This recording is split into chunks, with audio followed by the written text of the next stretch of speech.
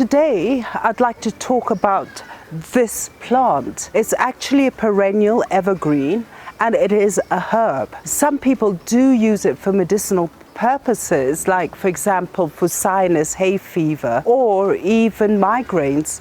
For me, what I use this plant for is on an ornamental basis. I love the color of it. I love all these flowers that comes with the plant. So what I'm going to do is, with my cut flowers, I'm going to put it in my vase and then later put it inside the house because I love it as an ornamental flower. My name is Alice and I'm the Red Soil Gardener.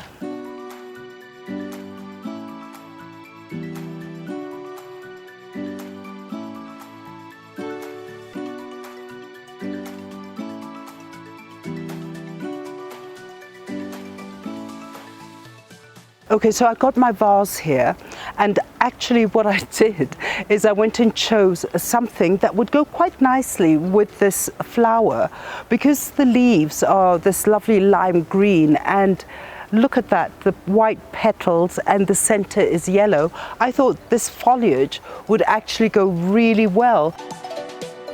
So what I'm going to do is I'm just going to stick it around, and just to add a bit of color.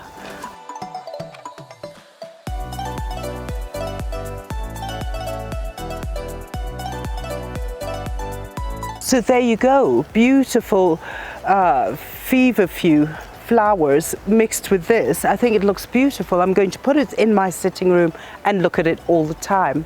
Now the thing about this plant, it's very easy to grow. A lot of people mistake it for a chamomile. It is not a chamomile, but it is a herb, as we said before. Now the thing about it is that it is sun-loving and it is an insect repellent. So for example, if you do have a kitchen garden, please do put it there because it will repel all those pests. Second thing, it is a pollinator, so the bees love it and the butterflies love it. But basically it is beautiful in a garden, so you could scatter it everywhere. Now, what I usually do with the Feverfew is I love having it in my garden. And as soon as it does dry, as this one has, is basically these are the seeds. So what I normally do is I collect the seeds, and you can see the seeds there, multitude of seeds. You see all those lovely seeds.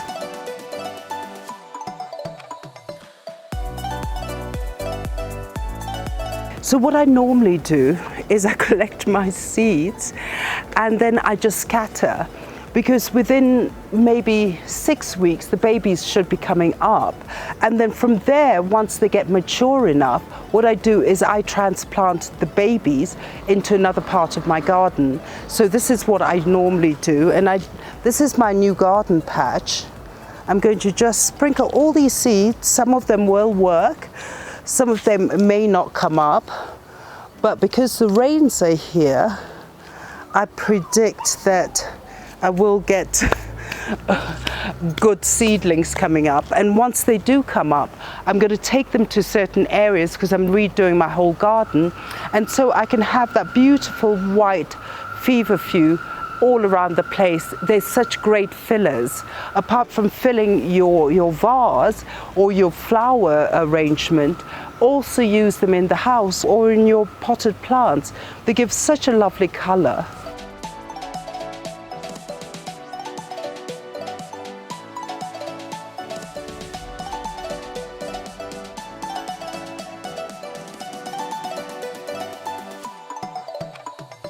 For those people living in Europe, you find that between spring and autumn, this is when your Feverfew may be in the fields.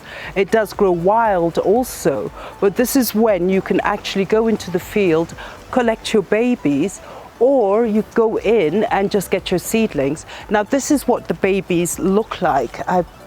Here they go. This was from a place from the back of the house where I had scattered.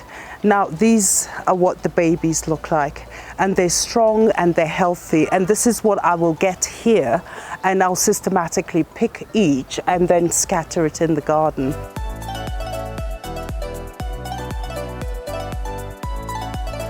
So fellow gardeners, thank you so much for joining me. Do enjoy your Feverfew. Beautiful plants, use them in your flower arrangement, and don't forget to like and share and subscribe and press that notification button, and have a really good day. Thank you so much.